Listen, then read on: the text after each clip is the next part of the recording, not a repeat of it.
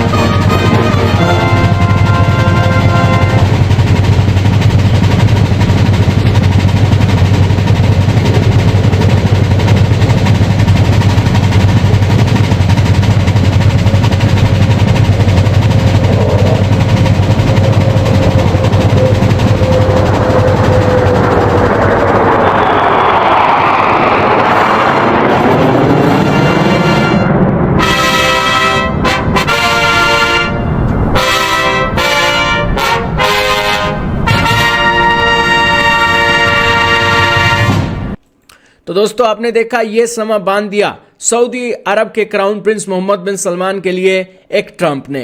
अब दोस्तों, इतनी राजशाही के तौर पर इतना वेलकम हो रहा है तो दोस्तों इसके बदले में सऊदी को भी तो कुछ देना होगा। सऊदी के कहता है, वैसे तो सऊदी अरब की जान ही अमेरिका के लिए हाजिर है, क्योंकि सऊदी अरब आज इतना डेवलप हुआ है, उसके पीछे एडी से लेकर चोटी तक का हाथ अगर देखा जाए तो वो अमेरिका का ही है। यही कारण है कि सऊदी अरब के क्राउन प्रिंस ने वहां बैठे बैठे मीडिया के सामने कह दिया कि जो $600 बिलियन की इन्वेस्टमेंट हम अमेरिका के अंदर करने वाले थे, उस इन्वेस्टमेंट को हम $1 ट्रिलियन तक करने वाले हैं। आप ये जानकर हैरान रहोगे कि अमेरिका और सऊदी अरब के बीच टोटल ट्रेड सिर्फ $40 बिलियन का होता है, लेकिन सऊदी अरेबिया $1 ट्रिलियन इन्वेस्ट करने जा रहा है अमेरिका के अंदर। यानी कि तेल बेच बेच कर जो कमाई सऊदी अरब कर रहा है वो पैसा वो अमेरिका के अंदर निवेश करेगा ताकि उसको जो उस पैसे का एक रिफंड है वो भी मिले और अमेरिका की तरह एक लिविंग स्टैंडर्ड एक सऊदी अरब के लोगों का हो। यही कारण है कि जो पावर पॉलिटिक्स है वो अमेरिका और सऊदी अरब के बीच अब देखी जा रही है। और बेसिकली जो देश अमेरिका के अंदर $1 ट्रिलियन की इन्वेस्टमेंट कर रहा हो दोस्तों, उसके देश के ऊपर क्या अमेरिका जैसा देश आंच भी आने देगा? दोस्तों आप छोड़ दीजिए सारी बातें, कोई आंच नहीं आने वाली है।